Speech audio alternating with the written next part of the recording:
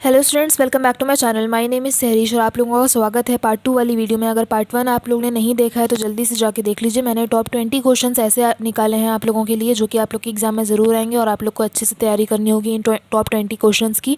तो ये top 20 question जो आप लोग के लिए बहुत इंपॉर्टेंट होने वाले हैं, तो ध्यान से समझिएगा, ध्यान से पढ़िएगा। और कुछ डाउट होता है तो मुझसे आप लोग कमेंट सेक्शन में कमेंट करके पूछ भी सकते हैं। पार्ट 1 वीडियो अगर आप लोगों ने नहीं देखी तो जाकर जल्दी से देख लीजिए। उस वीडियो में जो मैंने 10 क्वेश्चंस बताए हैं और बाकी के 10 क्वेश्चंस इस वीडियो में बताऊंगी। पार्ट 2 वाली वीडियो में टोटल मिला के 2 वीडियोज़ हैं, होम साइंस क्लास 12th वाले बच्चों की, सीनियर सेकेंडरी वाले बच्चों की। पार्ट 1 और पार्ट 2 दोनों आप लोग को देखनी है। उसमें दोनों में मिला करके मैंने 20 क्वेश्चंस आप लोग को बताए हैं। पार्ट 1 वाली वीडियो का लिंक जो मैंने अपने डिस्क्रिप्शन बॉक्स में दे दिया है, तो अगर आप लोग ने नहीं देखा है तो जाके जल्दी से देख लीजिए, फिर आप लोग पार्ट 2 वीडियो देख सकते हैं। तो चलिए स्टूडेंट्स, अब मैं आप लोगों को बाकी की 10 क्वेश्चंस जो है समझाना शुरू करती हूँ। कुछ डाउट हो तो पूछ लीजिएगा। क्वेश्चन नंबर 11, बाकी के 10 क्वेश्चंस जो मैंने पार्ट 1 में बताए हैं, यहाँ से शुरू होता है क्वेश्चन नंबर 11। तो क्वेश्चन है, write any two advantages of blended fabric. Answer है, blend produces more softer and more absorbent fabric. Polyester when blended with cotton contributes more strength, wrinkle resistance and shape. Retention, cotton produces comfort as it provides absorbency and heat conduction. और इसके advantages हैं, it environmentally friendly, more absorbent than cotton, can withstand high temperature. So इस question में जो आप लोगों से पूछा गया है ब्लेंडेड फैब्रिक के बारे में, उसके एडवांटेजेस, उसकी अच्छाई जो है यहाँ पे बतानी है। आप लोग ने अपने चैप्टर में पढ़ा होगा ब्लेंडेड फैब्रिक के बारे में, उसी के बारे में जो है यहाँ पे एडवांटेजेस उसके बताने हैं।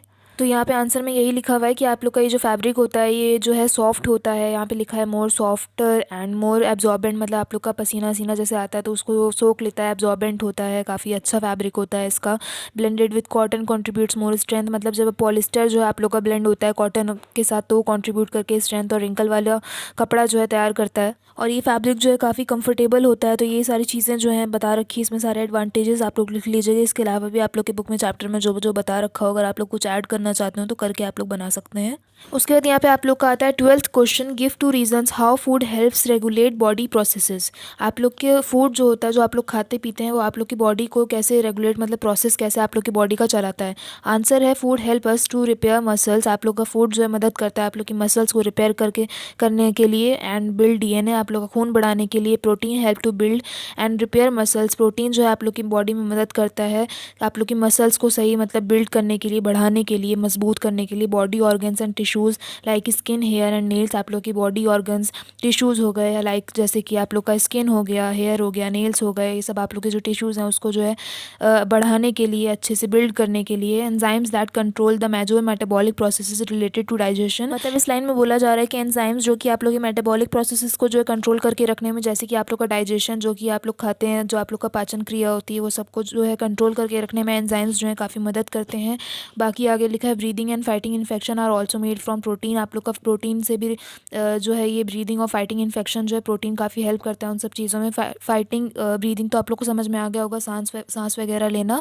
और फाइटिंग इन्फेक्शन हो गया जैसे कि आप लोग के आजकल जैसे बहुत ज़्यादा इन्फेक्शन फैलता है, कोई बीमारी लगने वाली होती है आप लोग को, तो उससे जो है आप लोग को रिकवर करने के लिए, उससे फाइट करने के लिए आपकी बॉडी में जो इम्यूनिटी अच्छी होनी चाहिए ताकि आप लोग उस बीमारी से फाइट कर सकें। एंड एज़ यू नो कि आजकल कोरोना वायरस बहुत ज़्यादा फैल रहा है, तो इनकेस अगर आप लोग को इम्यूनिटी स्ट्रॉन्ग रखने के लिए क्यों बोला जा रहा है, ताकि आप लोग इम्यूनिटी स्ट्रॉन्ग रखें। तो इनकेस अगर आप लोग कोरोना वायरस अटैक करता भी है तो आप लोग की बॉडी में इतनी क्षमता होनी चाहिए कि उसे डिफेंस कर सकें, उससे उसको जो है कोरोना वायरस को हरा करके आप लोग की जान बचा सकें। तो इसलिए बोला जा रहा है कि आप लोग अपनी इम्यूनिटी पे ध्यान दीजिए, अपनी इम्यूनिटी स्ट्रॉन्ग रखिए। और इम्यूनिटी कैसे स्ट्रॉन्ग रखी जा सकती है, अच्छे से अच्छा खा पी कर, अपने आप को मजबूत बनाकर। उसके 13th क्वेश्चन आप लोग का आता है, define health as given by WHO। WHO के मुताबिक जो आप लोग को हेल्थ शब्द को जो है डिफाइन करना है, एक्सप्लेन करना है। आंसर है, the nutritious world health organization definition of health as a state of complete physical, mental and social well-being are not merely the absence of disease or infirmity, has been roundly and justifiable criticized by philosophers।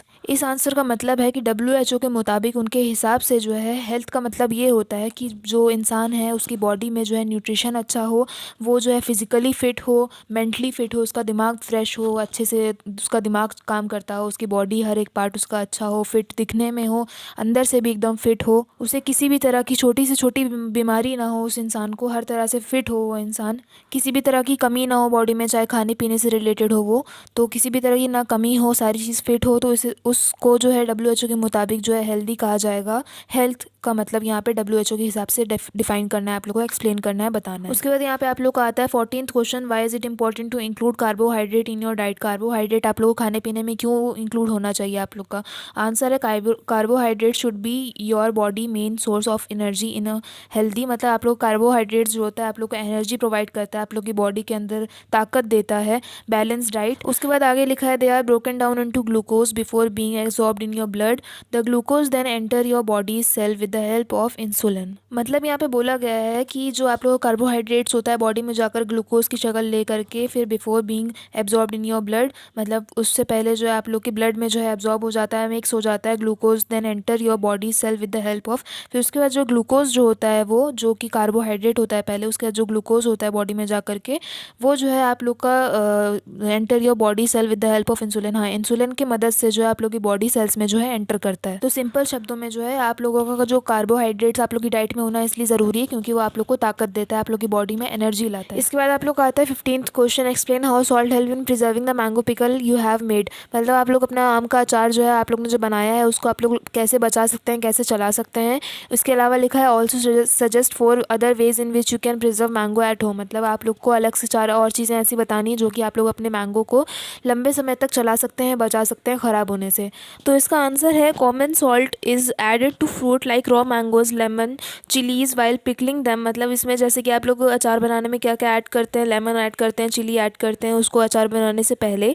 Common salt prevent the growth of micro organism, common salt जो होता है आप लोग का वो जो है micro organisms को पनपने से रोकता है जिससे आप लोग का अचार ख़राब हो सकता है। Like salt and sugar, other chemicals like sodium benzoate also prevent the growth of micro organisms. ये सब सोडियम बेंजोएट वगैरह भी जो है आप लोग के ऑर्गेनिजम्स को जो है माइक्रो ऑर्गेनिजम्स को जो है बढ़ने से रोकते हैं। इसके आगे लिखा है these chemicals are called preservatives, इन सब केमिकल्स को जो हम प्रिजर्वेटिव्स कहते हैं। Keep unripe mango at room temperature, यहाँ से जो आप लोग को बताया जा रहा है कि आप लोग अपने नॉर्मल मैंगो, अचार की बात नहीं हो रही है यहाँ पे नॉर्मल मैंगो की बात हो रही है कि उसको आप कैसे लंबा चला सकते हैं बिना ख़राब किए, मतलब जल्दी ख़राब ना हो तो आप लोग कैसे लंबा चला सकते हैं उसकी टेक्निक्स यहाँ पे बताई गई हैं। Keep unripe mango at room temperature, it will turn soft and sweet in a few days, मतलब आप लोग को जो है अनराइप मैंगो को जो है रूम टेम्परेचर में करके रखना है जो कि आप लोग कुछ दिन के बाद सॉफ्ट और स्वीट से हो जाएंगे। If you want to speed up the process you can place the your mango in a paper bag still at the room temperature. इसके अलावा आप लोग के पास दूसरा ऑप्शन है कि आप लोग मैंगोज़ को जो है पेपर बैग में डाल दीजिए उसी रूम टेम्परेचर में, तो भी आप लोग के मैंगो जो है लंबा चल जाएंगे। Once your mango is ripen place it in the fridge, मतलब आप लोग को मैंगो को जो है उसके अलावा बता रखा कि आप लोग अपने मैंगोज़ को राइप करके जो है फ्रिज में भी रख सकते हैं। Mangoes whole mangoes can last up to 5 days, आप लोग के मैंगोज़ जो है 5 दिन तक उससे ज़्यादा चल सकते हैं। इसके अलावा मैंने नीचे 2 पॉइंट्स और बता रखे हैं। पील द मैंगो, आप लोग मैंगो को काट करके रख सकते हैं, मतलब छील करके उसका कवर जो है उसे उतार करके रखेंगे तो भी आप लोग का मैंगो लंबा चल सकता है। इसके अलावा slice the mango away from the seeds and cut it into small chunks, मतलब आप लोग जो है मैंगो को, यहाँ पे आप लोग की पील की बात नहीं कर रही हूँ मैं, सेकंड पॉइंट में यहाँ पे बता रही हूँ मैं, आप लोग अपना मैंगो को जो है उसको कट करके छोटे छोटे पीसेस में करके किसी जार में भी रख सकते हैं तो आप लोग का मैंगो जो है लंबा चल जाएगा। इसके अलावा भी अगर आप लोग कुछ पॉइंट्स ऐसे पता है जो कि आप लोग के मैंगो को जो प्रिजर्व कर सकता है, लंबा चला सकता है, तो आप लोग अपने एग्जाम में अगर ये क्वेश्चन आता है तो कुछ और पॉइंट्स भी ऐड कर सकते हैं अगर आप लोग को पता है तो। उसके बाद आप लोग का आता है 16th question, name 2 food items that anaemia patient should eat to increase the absorption of iron. इसमें पूछा गया है कि आप लोग को कुछ एनीमिया पेशेंट के बारे में बताना है, 2 फूड आइटम्स बताना है आप लोगों को जो कि उसे एब्जॉर्प्शन ऑफ आयरन में जो है मदद करे, आयरन को एब्जॉर्ब करने में मदद करे। उसके अलावा आगे लिखा है also name 2 food items that should be avoided, कोई और इसके अलावा आप लोग को 2 फूड आइटम ऐसे भी बताना है जो कि उसे एनीमिया पेशेंट को जो अवॉइड करना चाहिए, नहीं खाना चाहिए। तो इसका आंसर है you can improve your body absorption by eating food containing vitamin C, vitamin A, meal, fish and poultry during your meals. On the other hand food containing phytates जैसे कि सीरियल्स एंड ग्रेन्स, कैल्शियम जैसे कि milk and dairy and polyphenols जैसे कि tea and coffee can hinder iron absorption. तो मतलब यहाँ तक है कि आप लोग का इस तरह की चीज़ें जैसे कि विटामिन सी हो गया, विटामिन ए हो गया, फ़िश हो गई, मीट हो गया, इस तरह की चीज़ें, और मिल्क और सीरियल्स ग्रेन्स हो गया, और टी और कॉफ़ी हो गया, इस तरह की चीज़ें जो है आप लोग को एनीमिया पेशेंट को जो है लेती रहनी चाहिए। और अब इसके आगे लिखा है कौन कौन सी ऐसी चीज़ें जो कि उसे अब एनीमिया पेशेंट को जो अवॉइड करके रखनी चाहिए, नहीं खानी चाहिए। Some foods can make it harder for your body to absorb iron, मतलब कि आयरन को एब्जॉर्ब करने के लिए आपकी बॉडी के लिए हार्ड होता है, जो कि एनीमिया पेशेंट के लिए प्रॉब्लम होती है उसकी बॉडी के लिए।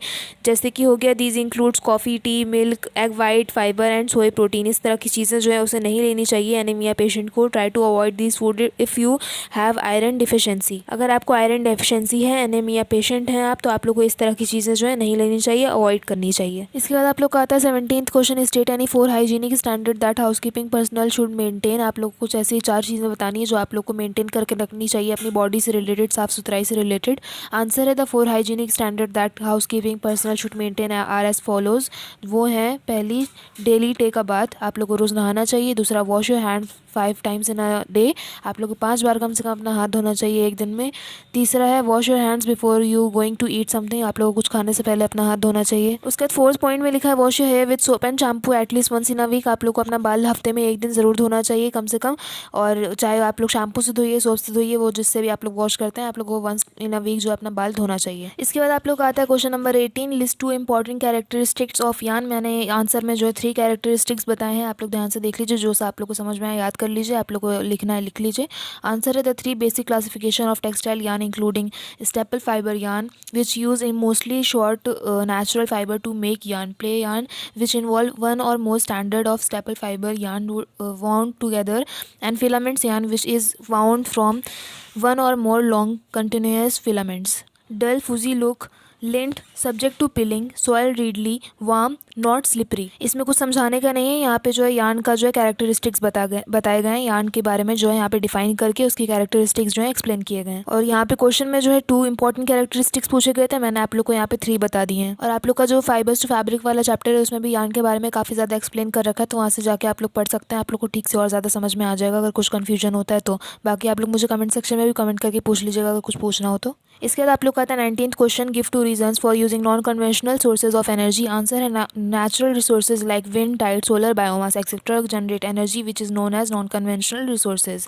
These are pollution free and hence we can use these to produce a clean form of energy without any wastage. तो पहले जो मैंने नॉन कन्वेंशनल रिसोर्सेज की जो छोटी सी डेफिनेशन बताई है, उसके बाद जो है इसके रीज़न बताए हैं कि ये क्यों यूज़ किया जाता है। जैसे कि पहली लाइन में जो मैंने डिफाइन करा है, इसमें लिखा है natural resources like wind, tide, solar, biomass etcetera, ये सब जो है इसके बारे में एक्सप्लेन करा है। जनरेट एनर्जी, ये जो कि एनर्जी को जनरेट करते हैं, जो जिसको हम नॉन कन्वेंशनल रिसोर्सेज कहते हैं। उसके बाद लिखा है दीज आर पॉल्यूशन फ्री, ये जो है पॉल्यूशन फ्री होते हैं और इसकी मदद से जो हम फॉर्म ऑफ एनर्जी को क्लीन रखते हैं बिना किसी वेस्टेज के, बिना किसी बर्बादी के। इसके बाद जो आप लोग का 20th क्वेश्चन आता है, 20वां क्वेश्चन, जो कि आप लोग का लास्ट क्वेश्चन है, select the most suitable method of washing dirty curtains. आप लोग के जो घर के पर्दे होते हैं, कर्टन्स जो होते हैं, उसका जो है मेथड आप लोग बताइए कि उसे कैसे आसानी से जो है वॉश कर सकते हैं, धो सकते हैं। बहुत ईजी क्वेश्चन है, इसको तो आप लोग अपनी तरफ से बनाकर लिख सकते हैं। आप लोग कैसे वॉश करते हैं या क्या कौन सा ऐसा ईजी तरीका है जो कि आप लोग अप्लाई करते हैं अपने घर में भी वॉश करने के लिए, वो भी आप लोग अपनी तरफ से बनाकर आंसर में लिख सकते हैं अगर ये क्वेश्चन आप लोग का एग्जाम में आ गया तो। फिर भी यहाँ पे जो मैंने आंसर लिखा है मैं आप लोग को रीड आउट करके समझा देती हूँ। Remove the hardware and shake the curtain outside to remove a must dust as possible. मतलब पहले आप कर्टन को उतारिए, जो भी धूल है उसको बाहर जाके झटक दीजिए ताकि कम से कम ऊपर की जो धूल है वो झटक के निकल जाए। Wash 2 panel at a time in cold water and on delicate cycle. मतलब कि एक टाइम में 2 पैनल को एक साथ वॉश करिए कोल्ड वाटर से, ठंडे पानी से। उसके बाद लिखा है dry on the lowest heat setting, remove from the dryer and rehang immediately to prevent wrinkles. उसके बाद आप लोग अपने ड्रायर से जो है उसको कम से कम लो हीट पे जो है उसको जो है सुखाएं। उसके बाद जल्दी से आप लोग उसको फैला दें ताकि उस पर जो है गिंज ना जाए, वो जैसे रिंकल टाइप जो है मूड़ा छुड़ा सा ना हो जाए पर्दा, इसलिए जल्दी से आप लोग उसको टांग दीजिए। तो यहाँ तक जो आप लोग का आंसर कंप्लीट होता है। इसके अलावा जो है मैंने 2 पैराग्राफ में आप लोग को और अलग तरीके से आंसर समझाया हुआ है। ऊपर जो है एक और पैराग्राफ है, उसके नीचे यहाँ पे आप लोग देख रहे होंगे ड्राई क्लीन ओनली कर्टन्स, ये पैराग्राफ अलग है। 3 तरह से मैंने इसका आंसर बताया है, इसमें से जो सा आप लोग को ईजी लगे आप लोग याद कर लीजिए, लिखना है लिख लीजिए, जैसे आप लोग को कंफर्टेबल हो।